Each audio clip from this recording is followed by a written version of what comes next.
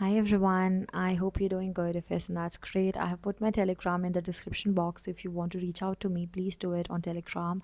Of course, I'm available on Instagram, but I'm more available on Telegram. And of course, you can email me at any time you want. I will be available to you, and I might even give you a call if you want to connect with me personally. You can just email me or you can Telegram me whenever it's possible for you. Now, in this video, we will discuss Gestalt School of Psychology. In the last video, we discussed behaviorism, and here in this video, we will discuss Gestalt School of Psychology. Right? In this class, we will discuss Gestalt School of Psychology, which is after behaviorism, and in the next video, we will discuss another school of psychology, which is psychoanalysis. Right? Which was given by our most famous psychologist Sigmund Freud, and he was infamous, and he was important also and yes काफ़ी ज़्यादा बदनाम है हमारे Sigmund Freud but हमें उनके बारे में भी डिस्कस करना है, हमें साइको एनालिसिस भी डिस्कस करना है। I am very excited to discuss psycho analysis because मुझे पर्सनली साइको एनालिसिस बहुत इंटरेस्टिंग लगता है। मेरे फेवरेट हैं फ्रॉइड, जो भी थे, जैसे भी उन्होंने थ्योरीज दी, जितनी भी वो बदनाम थे, मेरे फ्रॉइड बहुत ज़्यादा फेमस है। अब चलो फ्रॉइड के बारे में बाद में डिस्कस करते हैं, वरना मेरा तो मूड ऑफ हो जाएगा। अभी हम डिस्कस करते हैं gestalt school of psychology. If you have not subscribe my channel yet, what are you waiting for? I will be uploading psychology content on daily basis. On most of the days, I will be uploading psychology content for all the students out there who are into psychology, UG, PG. Let me know if you want to enroll into my UG course. Let me know, ठीक है। And here we'll discuss Gestalt School of Psychology. Now here in Gestalt School of Psychology हमने जैसे behaviorism में last video में discuss किया था कि behaviorism है किस पे फोकस करता है। हमारा behaviorism सिर्फ ऑब्जर्वेबल चीज़ों पे फोकस करता है और बोलता है जो चीज़ें ऑब्जर्व नहीं हो सकती वो चीज़ें मैटर ही नहीं करती, ठीक है। और स्ट्रक्चरलिज्म ने ब्रेक डाउन कर दिया, एलिमेंट्स को इंट्रोस्पेक्शन दी। अब जब गेस्टॉल्ट जो था वो इन तीनों के अपोज में आया, बिहेवियरिज्म, फंक्शनलिज्म एंड स्ट्रक्चरलिज्म, तीनों के अपोज में हमारा कौन सा आया था? गेस्टॉल्ट स्कूल ऑफ साइकोलॉजी आया था। Which means gestalt school of psychology ने बोला था कि ना हम एलिमेंट्स को ब्रेक डाउन करते हैं, ना हम उनका फंक्शन और पर्पस देखते हैं माइंड का, और ना ही हम चीज़ों को ऑब्जर्व करते हैं। इन्होंने बोला कि हम एलिमेंट्स को ब्रेक डाउन नहीं कर सकते, अगर हम एलिमेंट्स को ब्रेक डाउन करेंगे तो व्हाट्स द पॉइंट। इन्होंने बस इसको अपोज किया था। इन्होंने 3 स्कूल ऑफ साइकोलॉजी इससे पहले आए थे, उनको अपोज किया था कि ना हम ऑब्जर्व कर सकते हैं, ना हम ब्रेक डाउन कर सकते हैं, ना हम पर्पस एंड फंक्शंस ढूंढ सकते हैं किसी भी चीज़ के। इन्होंने बस बोला कि हम चीज़ों को एज अ होल देखते हैं। और ये इंपॉर्टेंट फ्रेज जो है ये आपका इंपॉर्टेंट है क्योंकि एग्जाम में आएगा। इवन दो आपको अभी लग रहा होगा ईजी है, बट जब आप बाद में पढ़ते हो तो आपको सारे कॉन्सेप्ट्स भूल जाते हैं। इसलिए आपको क्या करना है, नोट्स बनाने हैं, नोट्स में सारे कॉन्सेप्ट्स को अच्छे से मेंशन करना है। अब इनका जो इंपॉर्टेंट फ्रेज था वो यही था कि the whole is greater than sum of its part. Which means अगर हम कोई भी चीज़ देखते हैं, आपको इधर टिंकी दिख रहा है, टिंकी आपकी तरफ आ रही है, she is walking towards you, तो आप ऐसे नहीं बोलोगे कि हाँ टिंकी की आईज़ है, नोज़ है, वो आप बोलोगे कि हाँ वो एक एक पूरी इंसान है, ठीक है, वो ह्यूमन बींग है। आप ऐसे नहीं बोलोगे कि इसकी आईज़ हैं, इसका नोज़ है, ऐसे तो नहीं बोलते आप किसी भी चीज़ को, है ना। तो इसलिए इन्होंने बोला कि हम पूरी चीज़ों पे फोकस करते हैं, हम सिर्फ उन चीज़ों पे फोकस नहीं करते जो पार्ट्स होते हैं, हम चीज़ों को परसीव करते हैं पूरे तरीके से। अब हम टिंकी हमें आ रही है, हमें मिल रही है टिंकी, तो हम ये तो नहीं बोलेंगे कि हाँ उसका नोज़ अलग है, उसकी आईज़ अलग हैं, ऐसे तो नहीं बोलते। हम उसको क्या बोलते हैं कि पूरा फेस है उसका, ठीक है। आप जैसे मुझे देख रहे हो तो आपको ये नहीं दिखेगा कि मेरी आईज़ अलग है, मेरे लिप्स अलग हैं, ठीक है, और एक सरफेस पे वो चीज़ें लगी हुई हैं, ठीक है, ऐसे पेस्ट हो चुकी है मेरी आईज़ एक सरफेस पे, पैसे तो नहीं बोलते हो आप, तो ऐसे ही बोलते हो ना कि हाँ ये फेस है, ठीक है, ये ह्यूमन बॉडी है, ठीक है, इधर इसकी आईज़ हैं, ये सब है, ये आपको पता होता है, बट आप उसको ऐसे परसीव नहीं करते, आप उसको पार्ट्स में परसीव नहीं करते। और गेस्टॉल्ट स्कूल ऑफ साइकोलॉजी ने बोला कि हम ह्यूमन बींग्स जो भी हैं वो किसी भी चीज़ को पार्ट्स में परसीव नहीं करते, हम एक चीज़ को पूरे तरीके से परसीव करते हैं। हम जैसे मैं आपको ये सर्कल दिखा रही हूँ, तो आपको पता लग रहा है ये सर्कल है, इवन तो इधर आपको ब्रोकन लाइंस भी दिख रही होंगी, ठीक है, आपको इसे बिल्कुल फिक्स सर्कल नहीं दिख रहा होगा, आपको इधर ब्रोकन लाइंस दिख रही होंगी, बट आपको पता है इन दी एंड ये ब्रोकन लाइंस हैं सर्कल को फॉर्म कर रही हैं, ठीक है। इन दी एंड ये जो ब्रोकन लाइंस हैं ये आपको एक सर्कल दिख रही है, तो आपने इसको पार्ट्स में परसीव नहीं किया, आपने इस पूरे फिगर को क्या किया, एक सर्कल की तरह परसीव किया। इसी पे जो गेस्टॉल्ट साइकोलॉजी थी उन्होंने इस पे फोकस किया। उसके बाद जिसके 3 इंपॉर्टेंट फिगर्स थी वो हमारी मैक्स वेदेमायर थी। ये सारे जर्मन्स थे, ठीक है, मोस्ट ऑफ देम जो थे गेस्टॉल्ट में वो जर्मन्स थे। Max Wertheimer, Wolfgang Kohler and Kurt Koffka. ये जो थे Kurt Koffka, Wolfgang Kohler and Max Wertheimer, ये आपके क्या थे, फाउंडर्स थे गेस्टॉल्ट साइकोलॉजी के। अब जैसे मैंने बात की कि जर्मन वर्ड था ये और जर्मन्स थे, तो गेस्टॉल्ट का मतलब क्या होता है? गेस्टॉल्ट का मतलब होता है एक an organized whole. An organize whole, इसका मतलब कोई भी चीज़ जो एक पूरे तरीके से ऑर्गेनाइज है, उसके पार्ट्स नहीं है, वो एक एज अ होल ऑर्गेनाइज्ड है, ठीक है, वो एज अ होल ऑर्गेनाइज्ड है। अब देखो हम इसके प्रिंसिपल्स की बात करते हैं। अब जो इसके प्रिंसिपल्स हैं ना वो काफ़ी ज़्यादा इंपॉर्टेंट है। आई होप आपको कॉन्सेप्ट समझ आ गया हो। अब हम कॉन्सेप्ट्स की जगह इसके प्रिंसिपल्स के बारे में डिस्कस करते हैं, ठीक है। We will discuss principles. कौन सा कलर चूज़ करूँ मैं? Hold on. ये वाला ग्रीन चूज़ करते हैं। चलो उसके बाद हम इनके प्रिंसिपल्स के बारे में डिस्कस करेंगे। अब जैसे आपको ये बैकग्राउंड दिख रहा है, जो भी मैं लिख रही हूँ अभी, जैसे मैंने साइकोलॉजी लिखा, ठीक है, अब जैसे मैंने साइकोलॉजी लिखा तो मैं जानती हूँ कि आप फोकस सिर्फ इसी पे कर रहे हो। अब पीछे जो ब्लैक बैकग्राउंड है, अब पीछे ब्लैक बैकग्राउंड पे फोकस नहीं कर रहे हो, अभी भी किस पे फोकस कर रहे हो, अभी आप वर्ड साइकोलॉजी पे ही फोकस कर रहे हो। इधर मैंने जो फिगर एंड ग्राउंड लिखा है, प्रिंसिपल्स लिखा है, आप उन्हीं पे फोकस कर रहे हो। तो बेसिकली जो हमारा पहला प्रिंसिपल है वो यही बोलता है, जो हमारा फिगर एंड ग्राउंड का पहला प्रिंसिपल है ऑफ गेस्टॉल साइकोलॉजी, वो यही बोलता है कि जिस चीज़ पे हम फोकस करते हैं वो हमारी फिगर बन जाती है और पीछे बैकग्राउंड हो जाता है। अब जैसे वर्ड प्रिंसिपल आपके आगे लिखा है, अब आप उसी वर्ड प्रिंसिपल पे फोकस कर रहे हो। अगर आप बैकग्राउंड पे फोकस करोगे तो वो बैकग्राउंड आपकी फिगर बन जाएगी। इन शॉर्ट जिस भी चीज़ पे आप फोकस करते हो वो चीज़ आपकी क्या बन जाती है, वो चीज़ आपकी फिगर बन जाती है। आपको बस फोकस उस चीज़ पे करना है जिसको आपको फिगर बनाना है। तो अब आपको इधर दिख रहा है। अब जैसे इसका जो बेस्ट एग्जाम्पल है, ये जो एग्जाम्पल है इसका बेस्ट एग्जाम्पल है, क्योंकि आप इस चीज़ पे आप फोकस कर रहे हो, ठीक है। अब आप क्या फोकस कर रहे हो, आप उस वेस पे फोकस कर रहे हो, ठीक है। जब इस चीज़ पे आप फोकस कर रहे हो तो ये आपकी क्या हो गई, आपकी फिगर हो गई, और जो वाइट है वो आपका क्या हो गया, बैकग्राउंड हो गया। ये आपका क्या हो गया, आपका बैकग्राउंड हो गया, ठीक है।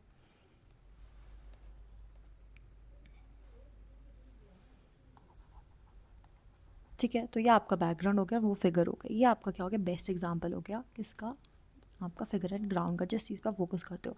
अब आप फोकस करो वाइट बैकग्राउंड पे तो वो वाइट बैकग्राउंड आपका क्या हो जाएगी, फिगर हो जाएगी। It all depends on wherever you are focusing. If you focusing on anything that will become your background. Next हमारा प्रॉक्सिमिटी है। प्रॉक्सिमिटी जो है वो हमारा बहुत ही इंपॉर्टेंट है, और even though you don't think it's important, it is very very important, ठीक है। प्रॉक्सिमिटी का मतलब हमारा क्या होता है, प्रॉक्सिमिटी का मतलब होता है नियरनेस, ठीक है। इसका मतलब क्या होता है, नियरनेस। कोई भी ऑब्जेक्ट जो है वो कितना नियर है, कितना आसपास है, वो आपका क्या हो गया, सेकंड इम्पॉर्टेंट प्रिंसिपल हो गया, लॉ हो गया गेस्टॉल साइकोलॉजी का, ठीक है। क्लोजनेस कितनी है, नियरनेस कितनी है, ठीक है। जितने ऑब्जेक्ट्स नियर हैं वो आपका क्या हो गया, प्रॉक्सिमिटी हो गया, ठीक है। I give you an example. Now here you can see proximity. Now here you can see proximity, मतलब आपको ये, आई होप ये थोड़ा ब्लैक है तो क्लियरली नहीं दिख रहा होगा, बैकग्राउंड भी ब्लैक है, बट एनीवेज आपको ये दिख रहा होगा कि ये जो है ये आपके क्या है, 3 जो है आपके एक रो में बने हुए हैं आपके ये, ठीक है, एक आपके सर्कल्स बने हुए हैं। अब आप इनको ऐसे परसीव करते हो सर्कल्स को कि ये जो है क्या है, ये एक ही है। अब इनको पार्ट्स में परसीव नहीं करते, ठीक है। आप क्या देखते हो, इनको ग्रुप में देखते हो, इनको पार्ट्स में नहीं देखते कि ये जो है एक ग्रुप है, ठीक है।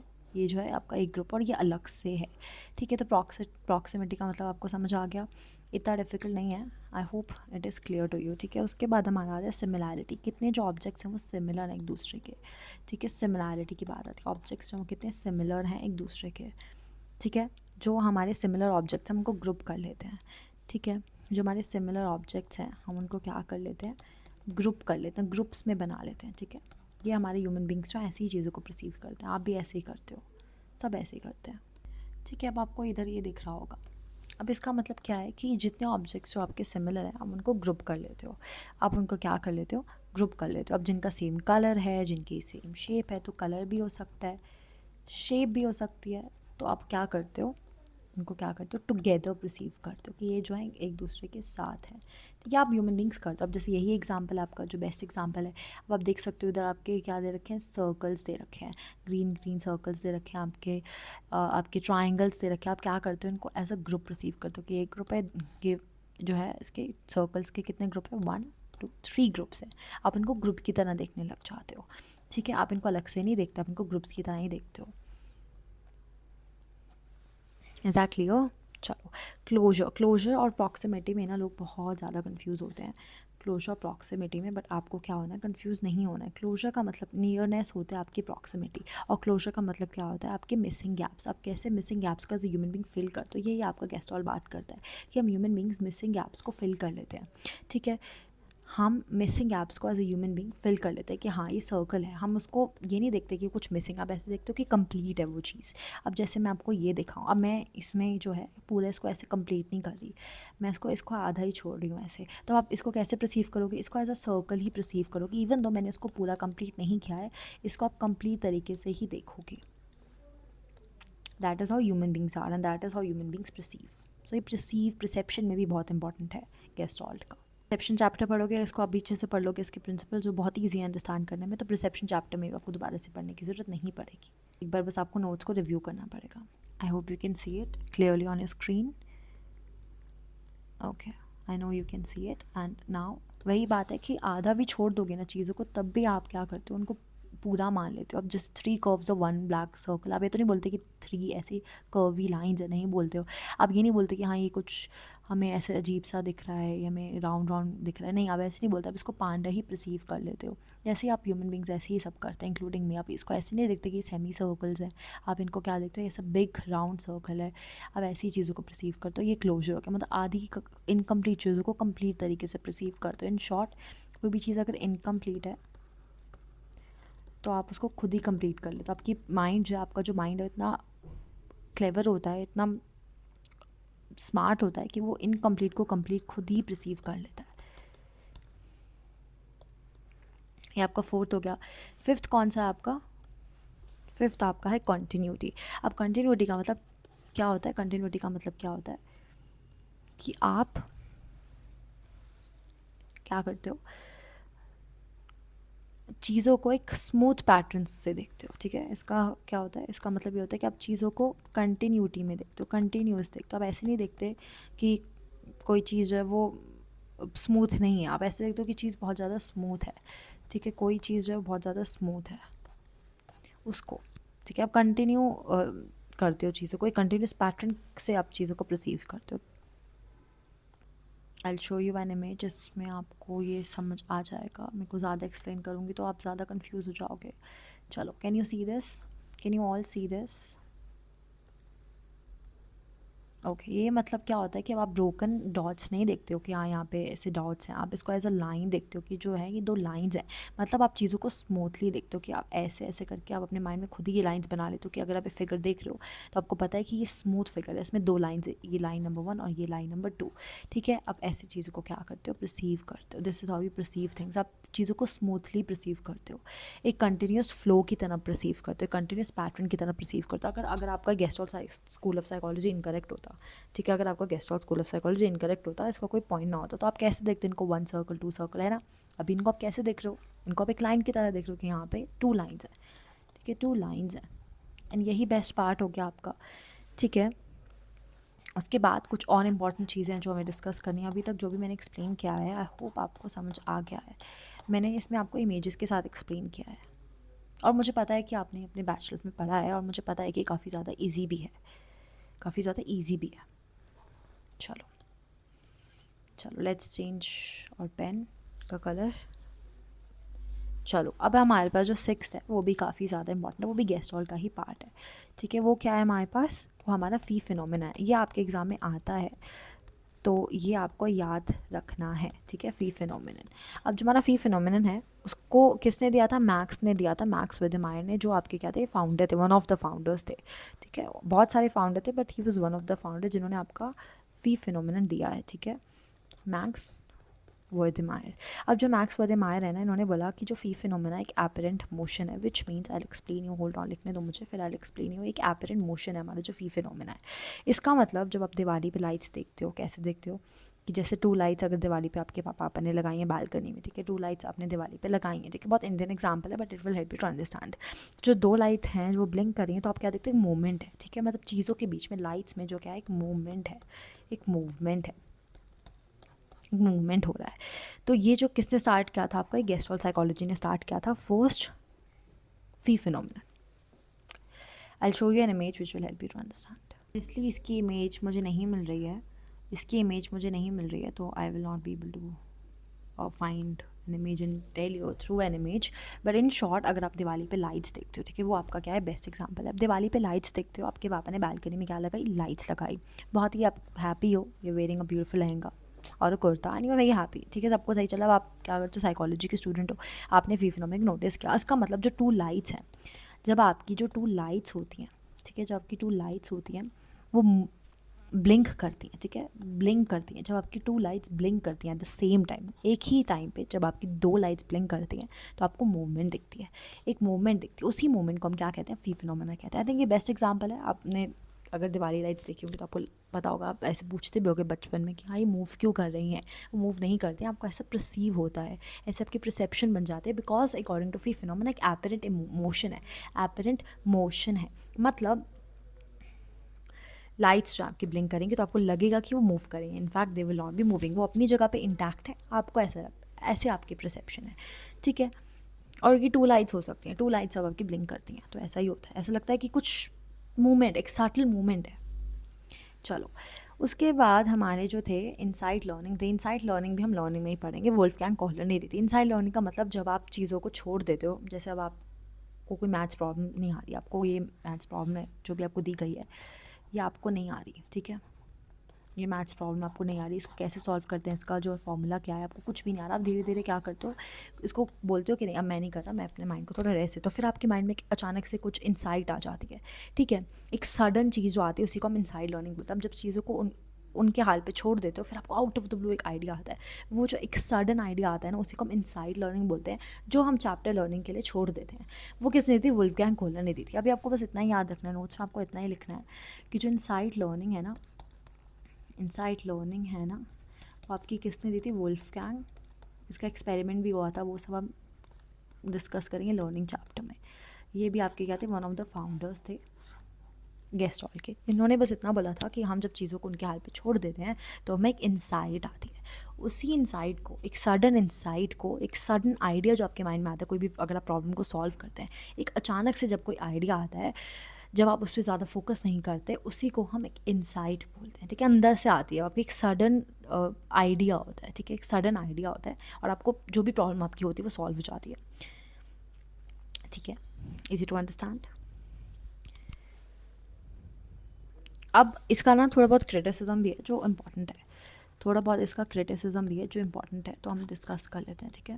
पहले मैं देख लेती हूँ कि कुछ और रहता तो नहीं है इसमें, मैंने जो भी प्रिंसिपल्स डिस्कस किए वो तो इम्पॉर्टेंट है, इसमें कुछ और रहता तो नहीं है, एक बार मैं वो भी देख लेती हूँ, ठीक है। होल्ड ऑन, फिर हम आएंगे क्रिटिसिज्म पे। पहले मैं देख लेती हूँ कि इसमें आपका कुछ रहना नहीं चाहिए।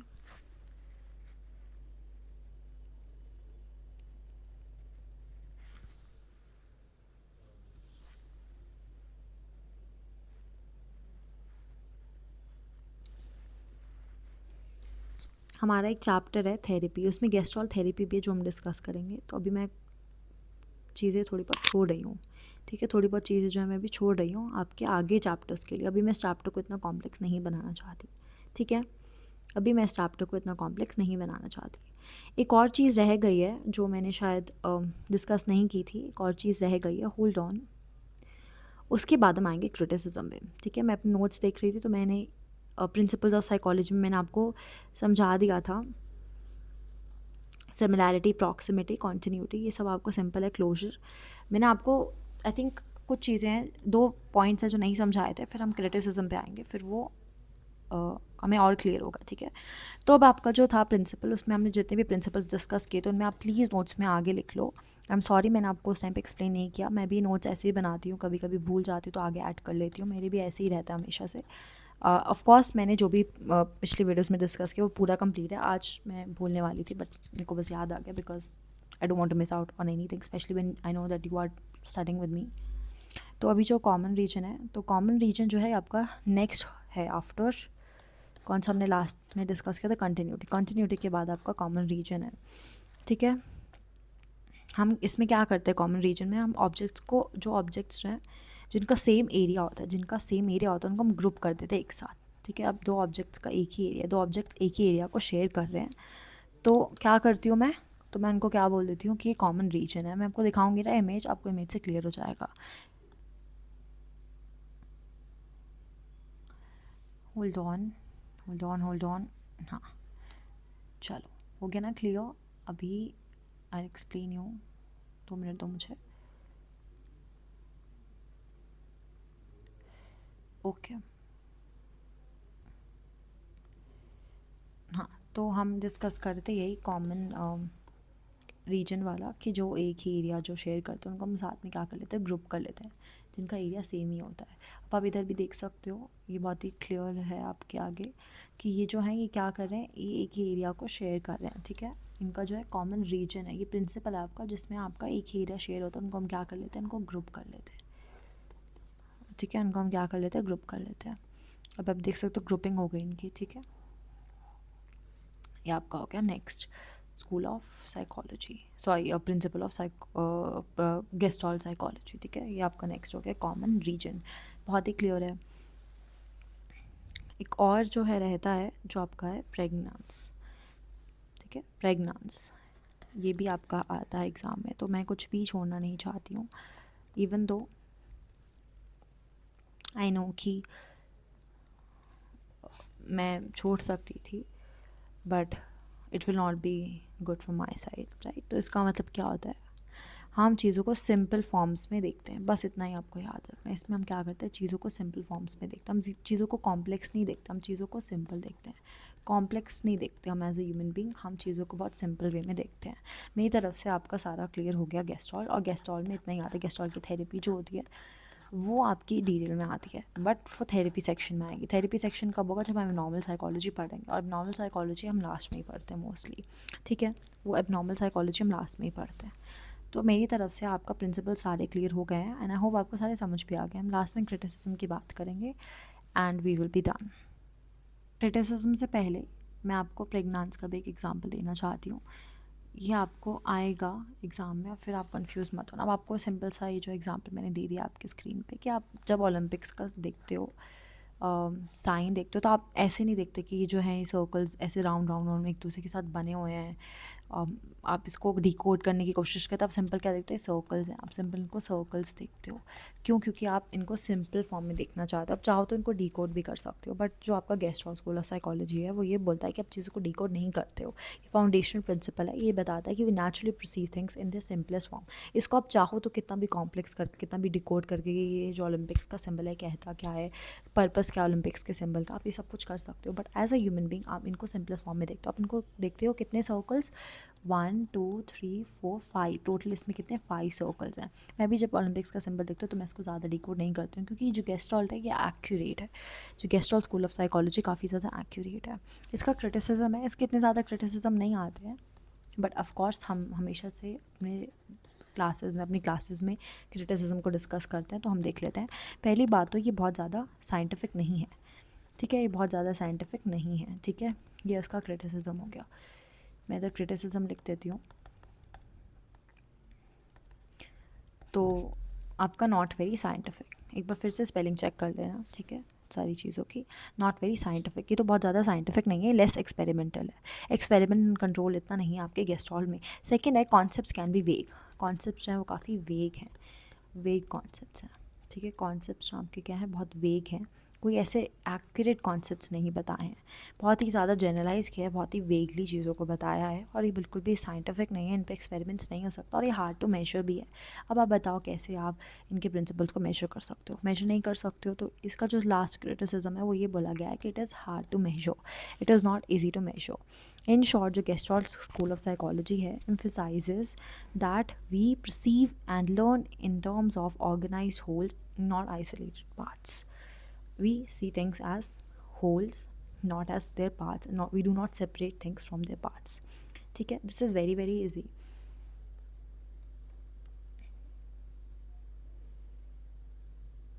And this is enough, आपको समझ आ गया, और इसमें जो भी मैंने समझाया है वो आपका इम्पॉर्टेंट है, तो सारी चीज़ें एक अच्छे से नोट डाउन कर लेना। PDF चाहिए तो आप मुझे बता सकते हो, मैं टेलीग्राम पे डाउनलोड कर लूँगी PDF, ठीक है।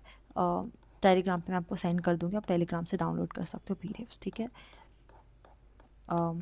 And this is enough for you to understand, and I hope कुछ भी डिफ़िकल्ट नहीं था। इसमें जो भी इम्पॉर्टेंट है वो पार्ट्स हम बाद में डिस्कस करेंगे। And I love you all and take care of yourself, and next time class और भी ज़्यादा इंटरैक्टिव होगी, बट अभी जितना भी इंपॉर्टेंट था हमने कवर कर लिया है। Thank you so much for watching this video, I love you all, study properly, and we have a target to 80, and I know you will all be focused about it and serious about it, and I know you all are very serious about it. We will achieve it together, don't worry, do not feel hopeless, and it's very very easy to understand. I love you all, take care of yourself.